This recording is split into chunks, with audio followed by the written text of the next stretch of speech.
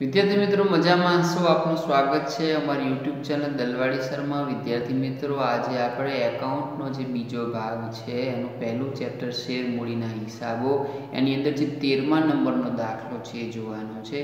तो 13मा नंबरना दाखलानी पहली रकम जोईए आपणे।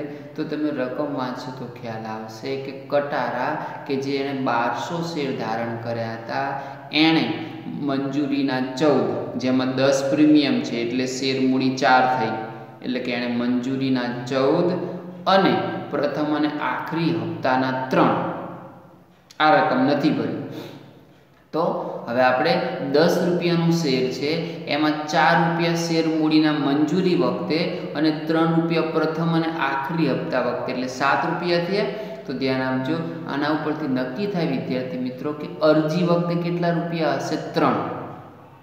फरीथी समजावुं 10 रुपयानो शेर छे एमां मंजूरी वखते आपणे 14 मंगाया था एमां 10 प्रीमियम छे तो शेर मूडीनी किंमत शेरनी किंमत केटली थई 4 एटले मंजूरी वखते 4 प्रथम अने आखरी हप्ता वखते 3 એટલે 4 ને 3 7 થયા। તો નક્કી અરજી વખતના કેટલા થાય 3 થાય। ના હોય તો એક સાઈડ રફકામમાં લખી નાખવાનું એટલે આપણને નોંધ લખતી વખતે ખ્યાલ આવે। હવે આપણે શેર જપ્ત કરાય વખતે એને મંજૂરીના નતા ભર્યા તો મંજૂરીની અંદર પ્રીમિયમ આપેલું છે। તો વિદ્યાર્થી મિત્રો જેના શેર જપ્ત કરીએ એણે જો પ્રીમિયમની રકમ એ ના ભરેલી હોય તો આપણે શેર જપ્ત કરતી વખતે પ્રીમિયમનો ઉલ્લેખ કરવો પડે। तो अहींया आपणे पहला तो 1200 शेर जप्त करीए छीए तो 10 रुपया लेके 12,000 रुपया शुं आवशे इक्विटी शेर मूडी खाते उधार 12,000 बराबर। पछी प्रीमियम केटलुं छे मंजूरी वखते 10 तो 1200 गुणिया 10 लखवुं पड़े तो जामीनगीरी प्रीमियम खाते उधार केटला लखवा पड़शे 12,000 ते शेर जप्ती खाते। तो आपने खबर है कि शेर जप्ती खाते कई रकम आवे तो कि एने जे शेरनी रकम भरी होय ते तो एने अरजीना 3 भरेला छे तो 1200 गुणिया 3 एटले 3600 कर नाखो। अने हवे ते बाकी हप्ता खाते तो बाकी हप्ता खाते कई आवशे तो कि एने मंजूरीना 14 अने प्रथम अने आखरी हप्ताना 3 एम कहीने कुल 17 रुपया नथी भर्या। तो तमे 1200 गुणिया 17 करशो एटले बाकी हप्ता खाते आवशे 20,400। तो फरी एक बार रिपीट करूँ छूँ इक्विटी शेर मूडी खाते उधार 1200 गुणिया 10 एटले 12,000 जामीनगीरी प्रीमियम खाते उधार 1200 गुणिया 10 एटले 12,000 ते शेर जप्ती खाते 1200 गुणिया 3 एटले 3600 अने ते बाकी हप्ता खाते केटला वधशे तो कि 20,400 ए बाकी हप्ता खाते लखी नाखवाना। हवे आ जे शेर छे ने ए आपणे वधुमां वधु वटाव आपी शकाय ए रीते बराबर।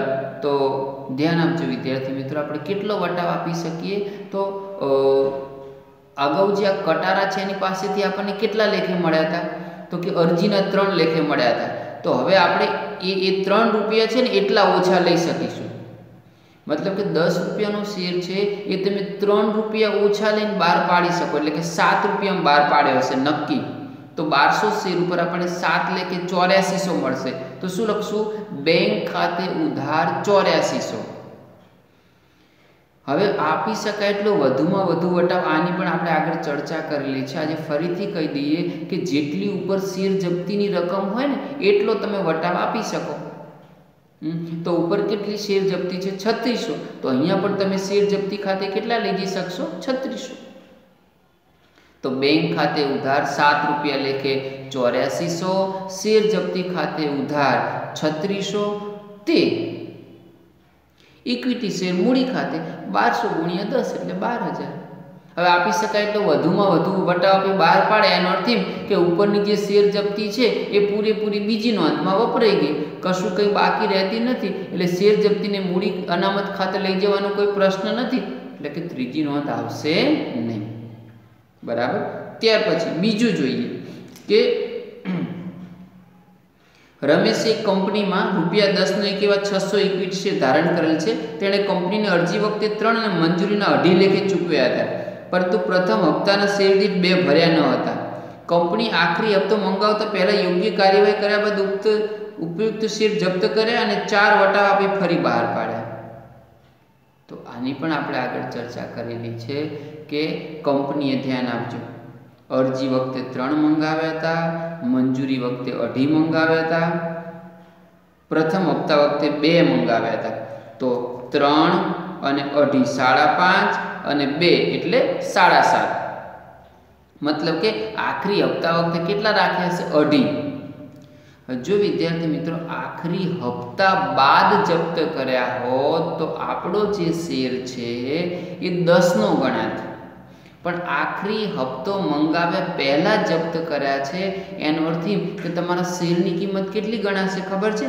તો કે અરજીના 3, મંજૂરીના 2.5 અને પ્રથમ હપ્તાના 2 એટલે કે 7.5. બરાબર છે.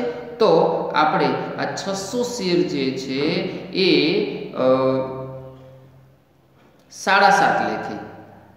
ફરીથી અરજીના 3, મંજૂરીના 2.5 અને પ્રથમ હપ્તાના 2 એટલે કે કેટલી કિંમત થઈ? 7.5. તો 7.5 લેખે આપણે 600 શેર જપ્ત કરીશું.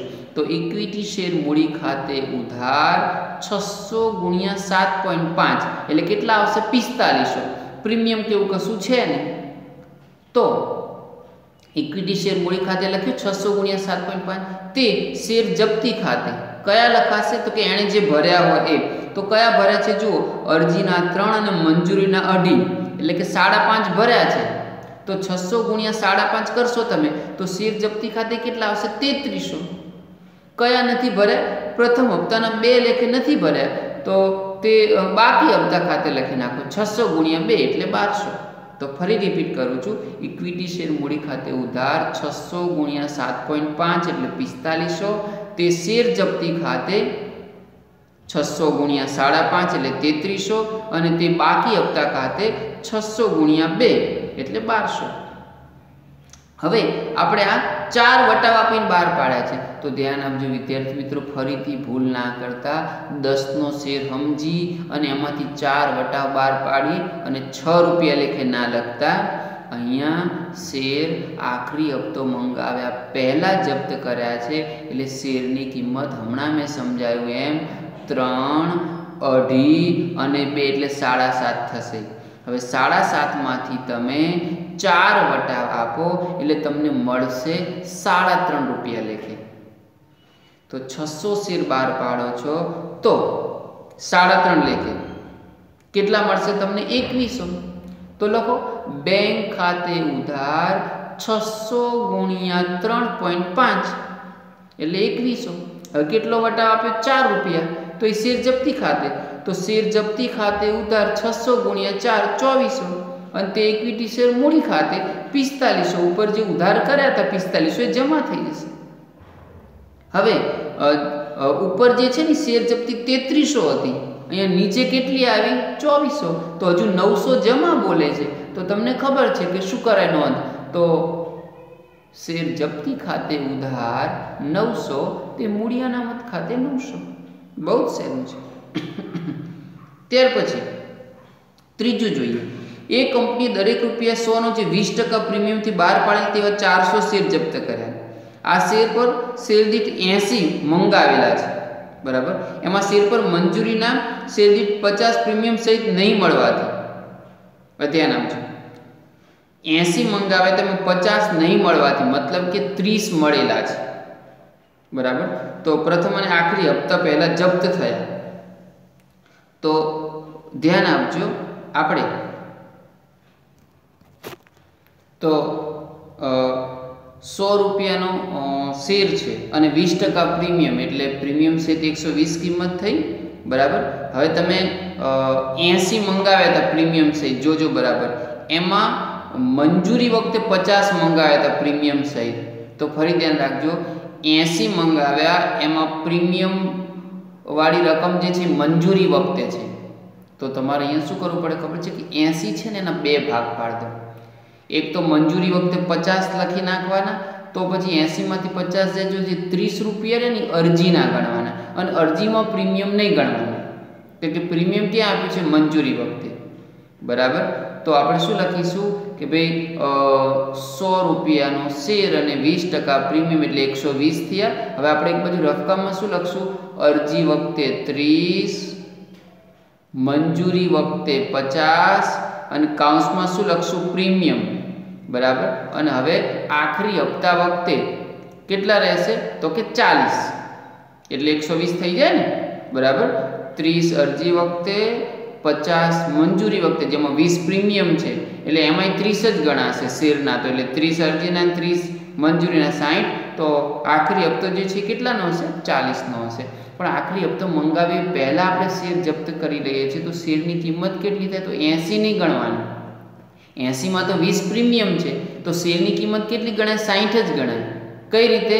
અરજીના 30 અને મંજૂરીના જે 50 છે ને એમાં 20 તો પ્રીમિયમ છે એટલે 30 શેરના થયા ને, એટલે 60 રૂપિયા થાય અને શેર જપ્ત કરી લીધા.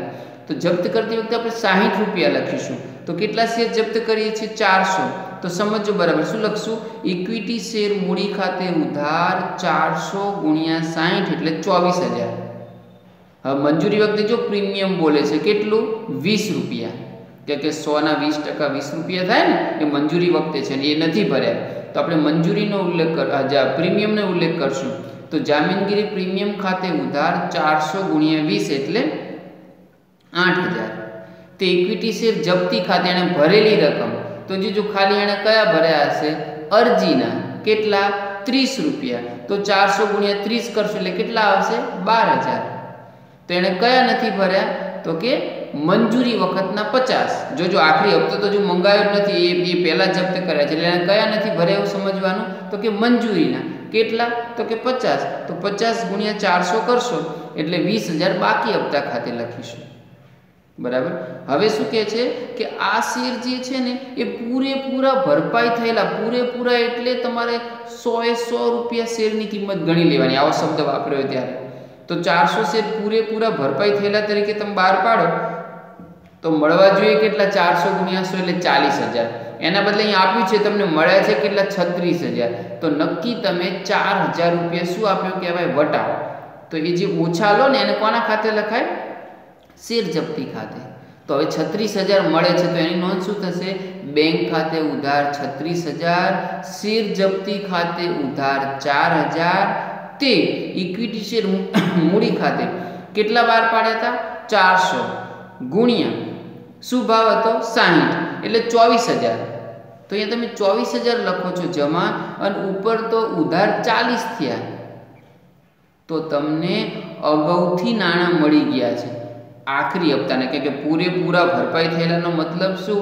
કે તમને આખરી હપ્તાની રકમ પહેલેથી મળી જાય છે.